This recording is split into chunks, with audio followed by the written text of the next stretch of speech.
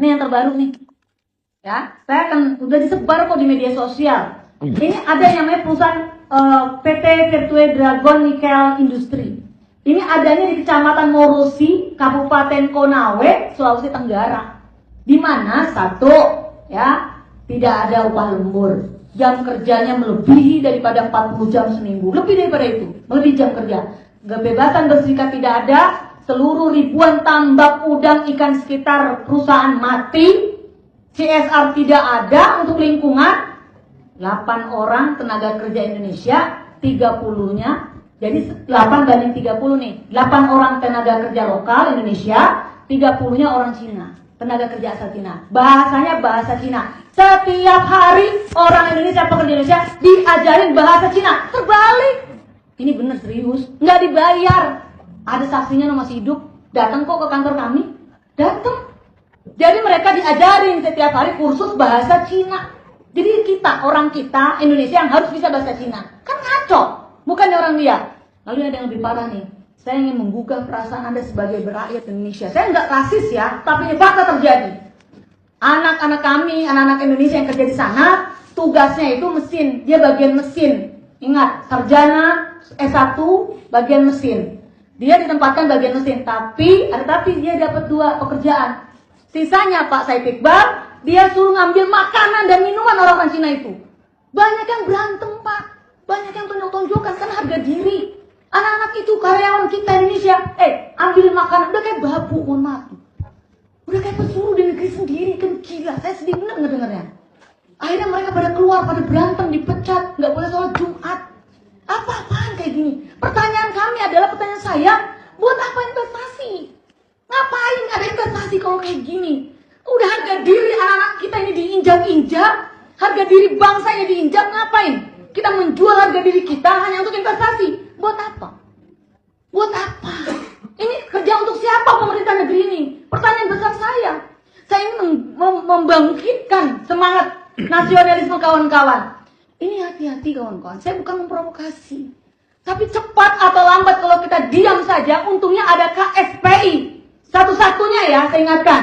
Coba ditanya kemana-mana. Satu-satunya Konfederasi Serikat Pekerja Indonesia atau KSPI yang konsen terhadap ini. Mereka semua tidak peduli. Padahal ada sebuah bahaya. Satu, nih hati-hati, bahaya ideologi. Kita kan udah beda, kita Pancasila. 2, bahaya yang namanya keamanan negara. Disinyalir, diduga mereka mantan napi, mereka mantan tentara. Karena memang betul, di sana 50% tentara Cina itu dikurangi. Sisanya diberikan pekerjaan salah satunya ke Indonesia. Anda bisa bayangin suatu saat dikasih senjata? Bisa loh kita dihajar. Kamu bisa apa? Cuma bisa berdoa Tuhan kepada Tuhan. Tapi sebelum terlambat yuk, kita bangkit bersama-sama untuk menolak ini. Peraturan Presiden nomor 20 tahun 2018 telah melanggar konstitusi Undang-Undang nomor 13 tahun 2003 dan paling dasar adalah Undang-Undang Dasar 45 pasal 27 ayat 2 di mana tiap-tiap warga negara berhak untuk mendapatkan pekerjaan dan penghidupan yang layak bagi kemanusiaan. Pembukaan Undang-Undang Dasar sangat jelas bahwa negara wajib melindungi seluruh tumpah darah. Ini perlindungannya di mana? Saya mau tanya. Anak-anak kita menangis karena tidak bisa sekolah, karena biaya sekolah tinggi. Anak-anak kita menangis karena bapak ibunya tidak ada pekerjaan di negeri sendiri. Sibuk hanya dengan pekerjaan driver online saja. Juga balik driver online itu. Nggak ada jaminan kesehatan, tidak ada jaminan kecelakaan, tidak ada upah yang jelas, status nggak jelas. Sekarang upahnya malah dibuat tarif bawah. Ini mau dibawa kemana negeri ini? Pengelolaan negara harus benar, harus baik, harus pro terhadap rakyat. Janji katanya pro terhadap rakyat kecil, mana? Saya akan membuka lagi, menolak lupa apa yang telah dijanjikan. Bahwasannya saat ini kita jelas-jelas dipimpin oleh partai yang katanya pro terhadap wong cilik, faktanya. Kita harus sama-sama yuk. Saya mohon bantuan dari kawan-kawan media. Karena kawan-kawan media punya saudara, punya adik, punya ponakan, punya yang namanya kakak adik. Butuh pekerjaan di negeri ini. Tanya deh dari hati yang paling dalam. Dapat nggak sih pekerjaan kawan-kawan ini? The real. Faktanya kita di realitas. Kalau bicara kata Menteri Tenaga Kerja, Kementerian Tenaga Kerja menyampaikan kepada saya, pengangguran turun berapa? Nggak sebanding. Kalau dikatakan head to head, orang tenaga kerja Indonesia aja banyak di luar negeri.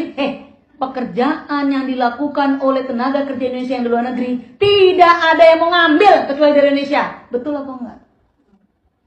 Coba lihat, cek deh. Pekerjaan yang sekarang dilakukan tenaga kerja Indonesia yang di luar negeri tidak ada yang mau ngambil. Mohon maaf, kan pekerjaan rumah tangga. Gak ada yang ngambil, gak ada orangnya juga di luar negeri. Makanya ada kita. Tapi gak begitu juga kali. Kenapa orang asing yang dalam hal ini Cina ya, datang ke sini dengan mudah, diberikan karpet merah, diberikan angin segar. Tapi bagi kami, angin buruk ini. Bukan angin segar. Yuk, investasi silahkan. Kita sudah ada contoh investasi Jepang. Ini sangat strict banget, patuh terhadap peraturan undang-undang tenaga kerja, patuh terhadap peraturan negeri ini. Toh tidak ada pekerja Jepang yang kasar, yang tukang elas, yang supir, yang mandor, yang security, yang catering, tidak ada dari Jepang. Mana? Saya mau tanya, ada nggak sih orang Jepang yang nyupir di pabriknya itu gantiin pekerjaan kasar kita? Nggak ada. Hanya ada di sini nih. Salah satu contoh, Virtual Dragon Nickel Industri ini supir ada, tukang las ada, cateringnya ada, mandornya ada, securitynya ada. Ini ada di sini. Ini udah saya sebutin tadi alamatnya. Kalau saya bilang wah, silakan aja Anda ke sana. Ajak Konawe, Morosi, Kecamatan Morosi, Kabupaten Konawe, Sulawesi Tenggara. Itu hampir tiap hari. Hampir tiap hari banyak yang berantem gara-gara dia ditolak, diminta untuk ngambilin makanan sama minuman. Saya kira itu kawan-kawan media. Mohon bantuannya.